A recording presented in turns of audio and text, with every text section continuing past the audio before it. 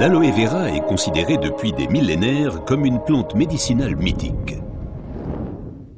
Déjà, les Aztèques l'utilisaient comme remède miracle contre beaucoup de maladies. Dans la médecine populaire, elle est connue pour ses propriétés désintoxicantes, purifiantes, dégraissantes et désacidifiantes. Aujourd'hui, on sait également qu'elle exerce une influence positive à la fois sur le taux de sucre et le taux de graisse dans le sang, par exemple le cholestérol.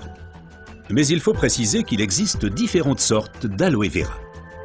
La véritable aloe vera, l'aloe barbadensis, est un lys du désert et est cultivée dans les régions sèches, notamment en Amérique centrale et en Amérique du Sud.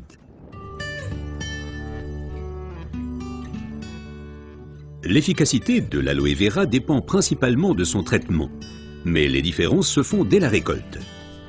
Pour éviter d'abîmer la plante, les feuilles doivent être coupées à la main. Comme la pellicule supérieure de la feuille contient de l'aloïne toxique qui protège la plante contre les animaux et a un effet laxatif pour l'être humain, il faut bien séparer l'enveloppe du gel intérieur. Le gel est du reste l'élément le plus précieux de l'aloe vera. Il contient à lui seul plus de 150 composants importants et bénéfiques pour la santé tels que vitamines, enzymes, polysaccharides et oligoéléments. Et c'est précisément cette combinaison unique, cette association de différentes substances qui entraîne l'effet médicinal. L'un des composants les plus importants est l'acémanal. Il a une influence positive sur le système immunitaire et diminue d'autre part les inflammations et les radicaux libres. Le résultat, une amélioration de l'apport en oxygène. Observons ce phénomène de plus près. Le sang assimile l'oxygène dans le poumon et le transporte à travers les vaisseaux sanguins vers les cellules.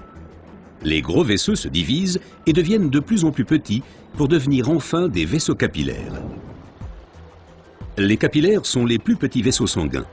C'est là qu'a lieu le transfert de l'oxygène du vaisseau sanguin vers les cellules.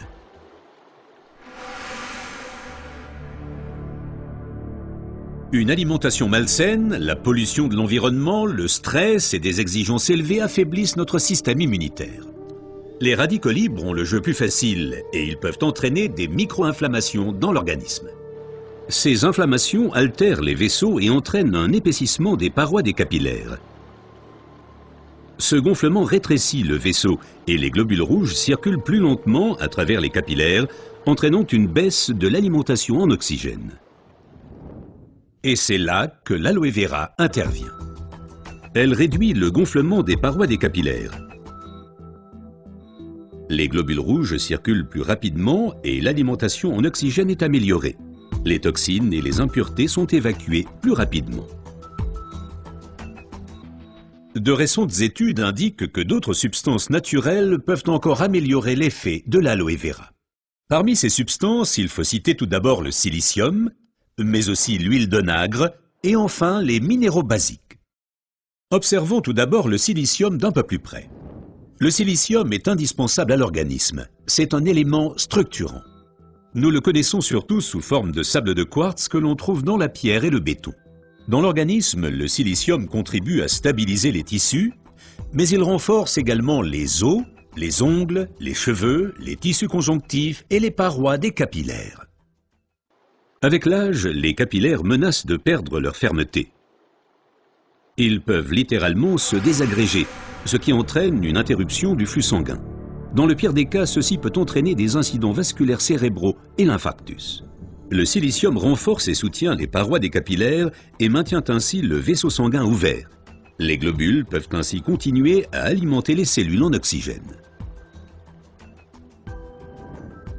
Mais le corps humain ne peut pas s'alimenter en silicium sous sa forme d'origine qu'est le sable de quartz.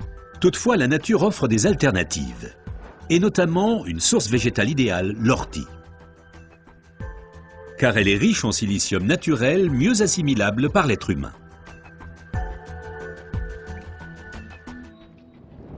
Une oxygénation optimale ne dépend pas uniquement des capillaires, mais aussi et surtout de l'état du sang. Le sang ne peut bien circuler dans les vaisseaux capillaires que s'il est suffisamment fluide. Certaines substances peuvent améliorer la fluidité sang, l'huile d'onagre avec ses acides gras insaturés et naturellement les minéraux basiques. Les acides gras insaturés sont des fluidifiants du sang. Ils empêchent les globules de s'agglutiner et donc un épaississement du sang. Les minéraux basiques soutiennent l'élasticité des globules rouges et facilitent ainsi leur passage à travers les capillaires. Ces deux éléments améliorent la fluidité du sang et garantissent ainsi son alimentation optimale en oxygène. Permettez-moi de récapituler. Une oxygénation satisfaisante de nos cellules est une condition importante de notre santé et permet également de prévenir les maladies graves. L'aloe vera et son effet décongestionnant améliorent l'oxygénation. Le silicium renforce les parois des capillaires et garde le vaisseau sanguin ouvert. Cet effet est renforcé par l'huile d'onagre et aussi par les minéraux basiques. Ce que la médecine populaire savait depuis longtemps est maintenant confirmé par la recherche moderne.